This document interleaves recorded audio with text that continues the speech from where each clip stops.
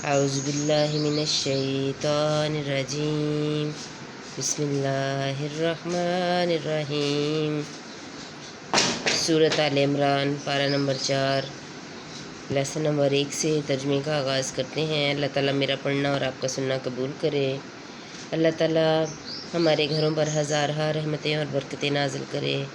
اللہ تعالیٰ ہمیں قرآن پاک کی تعلیمات کے مطابق زندگیاں گزارنے کی توفیق عطا فرمائے۔ ثواب کی نیت سے لائک، شیئر اینڈ سبسکرائب ضرور کیا کریں تاکہ آنے والے تمام آیات کے ترجمے آپ تک بآسانی پہنچ سکیں۔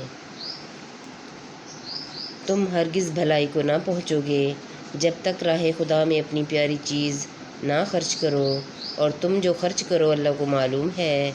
سب کھانے بنی اسرائیل کو حلال تھے مگر وہ جو یعقوب نے اپنے اوپر حرام کر لیا تھا توریت اترنے سے پہلے۔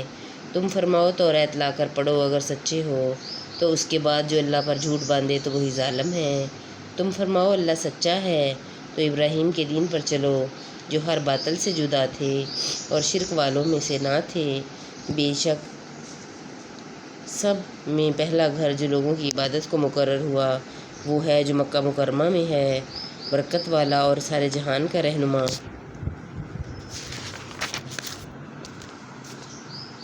اس میں کھلی نشانیاں ہیں ابراہیم کے کھڑے ہونے کی جگہ، اور جو اس میں آئے امان میں ہو، اور اللہ کے لیے لوگوں پر اس گھر کا حج کرنا ہے جو اس تک چل سکے، اور جو منکر ہو تو اللہ سارے جہان سے بے پرواہ ہے۔ تم فرماؤ اے کتابیو اللہ کی آیتیں کیوں نہیں مانتے اور تمہارے کام اللہ کے سامنے ہیں۔ تم فرماؤ اے کتابیو کیوں اللہ کی راہ سے روکتے ہو اسے جو ایمان لائے، اسے ٹیڑھا کیا چاہتے ہو، اور تم خود اس پر گواہ ہو، اور اللہ تمہارے کتکوں سے بے خبر نہیں ہے۔ ایمان والو، اگر تم کچھ کتابیوں کے کہے پر چلے تو وہ تمہارے ایمان کے بعد تمہیں کافر کر چھوڑیں گے، اور تم کیوں کر کفر کرو گے؟ تم پر اللہ کی آیتیں پڑھی جاتی ہیں اور تم میں اس کا رسول تشریف لایا، اور جس نے اللہ کا سہارا لیا تو ضرور وہ سیدھی راہ دکھایا گیا۔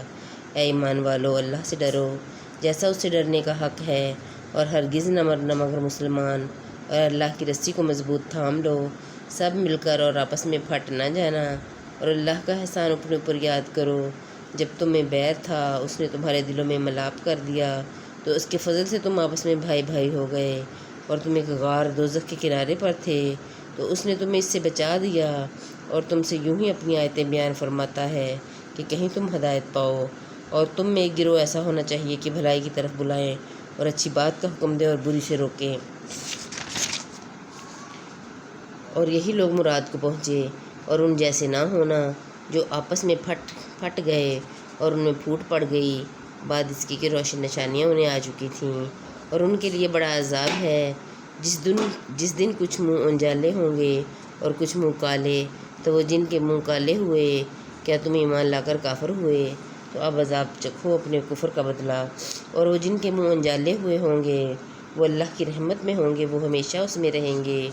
یہ اللہ کی آیتیں ہیں کہ ہم ٹھیک ٹھیک تم پر پڑھتے ہیں، اور اللہ جہان والوں پر ظلم نہیں کرتا، اور اللہ ہی کا ہے جو کچھ آسمانوں میں ہے اور جو کچھ زمین میں ہے، اور اللہ ہی کی طرف سب کاموں کی رجوع ہے۔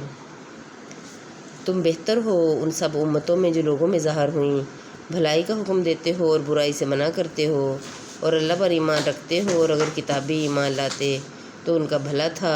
ان میں کچھ مسلمان ہیں اور زیادہ کافر، اور تمہارا کچھ نہ بگاڑیں گے مگر یہی ستانا، اور اگر تم سے لڑیں تو تمہارے سامنے سے پیٹھ پھیر جائیں، پھر ان کی مدد نہ ہوگی، ان پر جما دی جائے گی خواری، جہاں ہوں امان نہ پائیں مگر اللہ کی ڈور اور آدمیوں کی ڈور سے، اور غضب الہی کے سزاوار ہوئے، اور ان پر جما دی جائے گی محتاجی، یہ اس لیے کہ وہ اللہ کی آیتوں سے کفر کرتے اور پیغمبروں کو ناحق شہید کرتے، یہ اس لیے کہ نافرما بردار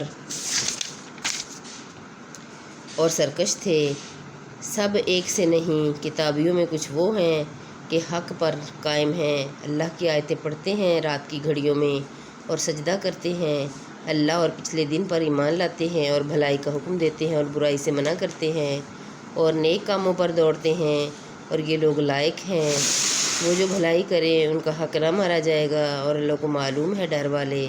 وہ جو کافر ہوئے ان کے مال اور اولاد ان کو اللہ سے کچھ نہ بچا لیں گے، اور وہ جہنمی ہیں، ان کو ہمیشہ اس میں رہنا۔